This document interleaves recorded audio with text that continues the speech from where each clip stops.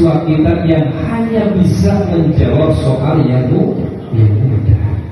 Karena itu pemerintah membuat suatu terobosan. Karena pada saat itu ini berdasarkan penelitian tahun 2022. Pada saat itu hampir mendunia telah terjadi yang namanya COVID-19.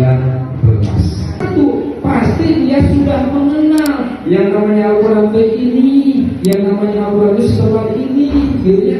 Nah itu pasti sudah tahu. Itu adalah pengetahuan awal.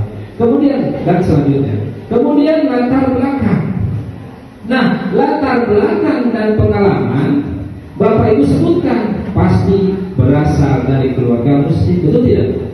Ahli ajaran Al-Quran siswa-siswi kita pasti dia belajar di latar belakang muslim. Yang kedua, kemudian sebagian sudah mengenal PPA dan hierarki. Kenapa kurikulum terus berubah?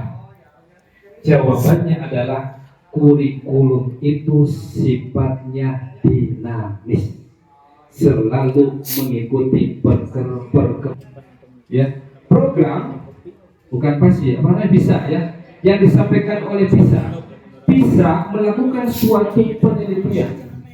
Apa itu bisa? Bisa itu adalah program internasional student assessment. Oleh bisa itu diteliti siapa wakilnya, siswa yang berumur 15 tahun.